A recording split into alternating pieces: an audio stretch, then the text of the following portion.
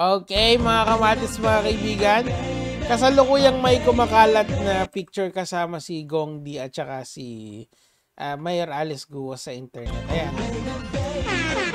Nagtataka ako ba't hindi masyadong pinag-uusapan to. Pero yung picture kasama ni Pangulong Marcos tsaka si Alice Guo, talagang sobrang putok. But ito, hindi ba ganun din to? Actually, mas indicative nga ito na magkakilala sila eh. Kasi kita mo, Pogo. Kanino ba nagsimula yung mga Pogo na yan? Di ba kay Duterte? In fact, yung position ni Banat Bay, number 1 DDS vlogger, congratulations! Tangina, achievement yun, no? Achievement mo sa buhay, susulat mo sa lapida mo. Wala, DDS vlogger ako eh. Medyo may pagkamakapili ako eh. Ngayon mga kamatis, mga kaibigan, iimbestigahan natin yung mga stand ni Banat Bay pagdating sa mga Pogo. And of course, para lang makita nyo na yan si Alice Guo na yan. Sa tingin ko naman kasi, nag-iikot talaga yan in terms of politics. Ganun na, kaya siya naging mayor. Kilala nito, kilala niyan. And kaya siya yumaman ng sobra because she has the right connection. Now, since etong administration na to doesn't like Pogo,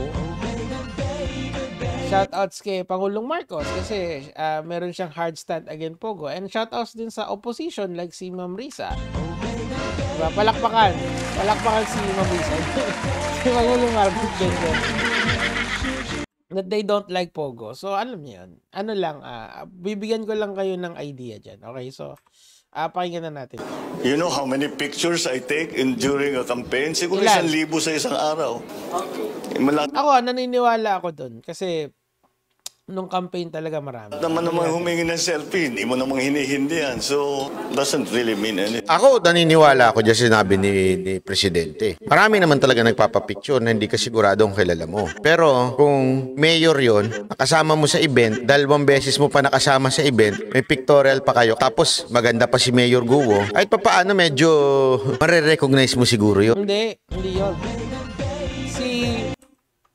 Si Mayor Alice is very typical Chinese. Sa dami ng Chinese dito sa Pilipinas or yung mga may ethnicity ng Chinese, talagang medyo mahirap maalala yun, of course. Narinig mo ba almost 1,000 selfie a day? Ibig sabihin nun, mahirap yun. Etong si Banat Bay, backhanded backhanded mag-compliment eh. Ako, naniniwala ako doon. Kaso, di ba? Ano ba yung sinabi natin? After the word pero or but, bullshit na yung kasunod nun. No? So, puro bullshit na yung sinasabi. Ito nga, explain mo nga ito. Explain mo nga ito. Ito. Ba't wala kayong, hindi nyo i-cover to? Kasi dito mga kamatis, hindi naman ako naman ay, whatever is happening sa politika, pang political lang yan. Pero concern lang ako kasi kita nyo yung parang medyo earlier days to ni Gong Di eh. Mukhang hindi ito yung 2023 to 2024. Kasi pagpapakita nyo si Gong Di ngayon, tingnan nyo. Ang layo niya na ngayon, di ba? Ayan, ang gwapo. Anong tawag dito?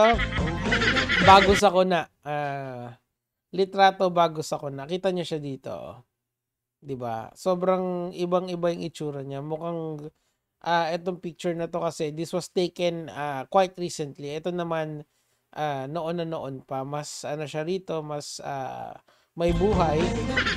Dito naman medyo parang medyo of course the former president is old. So it is to be expected na magde-deteriorate yung health niya when as time goes by. Normal 'yon, okay?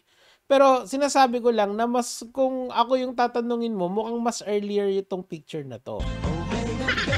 Unlike kay Marcos, mukhang nung campaign kasi naka-face mask di ba? Tama ba? So alam mo na kung merong may kilala kay Alice Guo in terms of kung sino, based on the pictures lang mukhang kilala din ni Gong Di.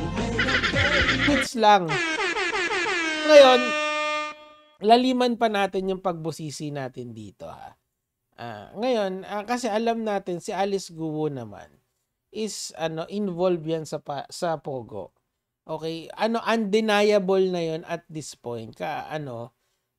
Yun kasi sa tingin ko yung pinaka argumento or yung mga series, yung kung meron kayong susuportahan dun sa investigation sa Senate, is that it is well established na itong si Mayor Alice ay involved sa Pogo. 'Di ba? Kasi nandun yung pangalan niya. Binenta niya yung lupa kaso nandun pa rin yung pangalan niya miski yung ultimo yung alam mo yun, tapos yung mismong Pogo nasa likod ng kanyang ng kanyang yung kanyang opisina. Now, I want you to take a step back and listen to this, okay? Kasi may nag-send sa akin ito, shoutouts sa nag-send sa akin. Gating sa Pogo, Alam mo, etong mga Pogo na to, naandyan na yan eh. Bakit hindi pa i-regulate ng ating gobyerno?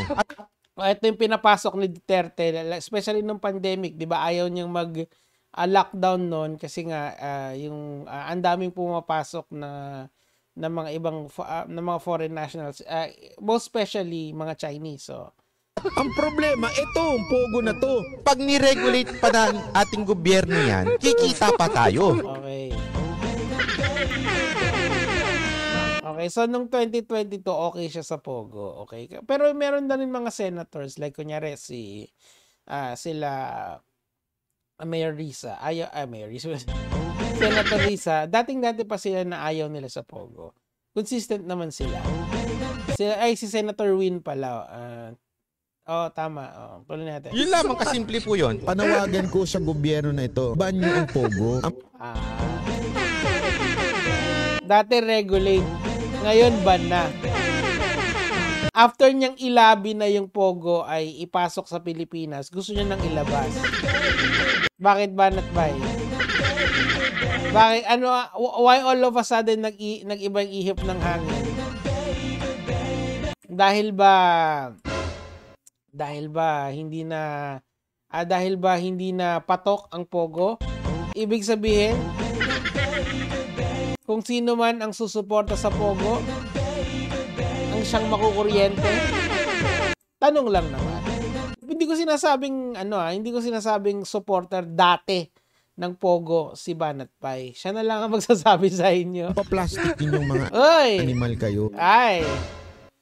After mong suporta ng 2020, ngayon 2024, iba na. Hindi na ho maiiwasan ang Pogo.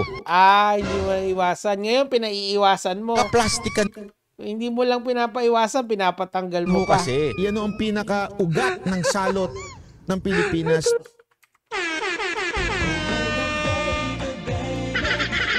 Oh my. Oh my. Oh my. Diyos ko, die. Para kung tanga ko ibabanban mo pa yan, magagawan din naman paraan yan. Yung pastillas? Oh!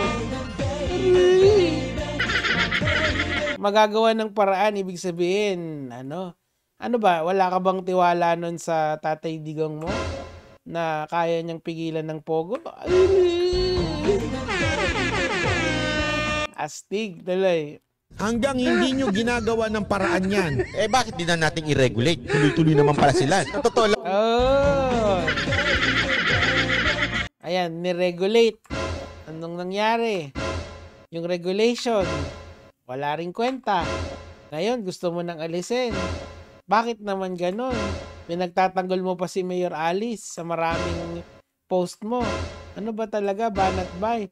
Saan ka ba lulugar? Naguguluhan na ako sa'yo. Lap-lap na lang. 3. Sige, tuloy na natin. Mga dilawan naman ho talaga yung kumukontra dyan eh. So, dilawan ka na ngayon. Yee! Ang tanong, tatanggapin ka ba? Nag-apply ka na ba? Sa Actually, hindi na dilawan. Pinklawan na ngayon. Tatanggapin ka ba? Bawal dito yung mga tanga-tanga. Yun lang. Tanga ka. Tingnan natin. Ban Pogo. Okay. Paano ko ibaban? Pogo na lang. Magkakitaan na lang yung Pogo. Ano ba to? Puro memes na to. Pero clearly, ang pinapakita nitong video na to, yung paiba-ibang stand ni Banat Bay. Diba?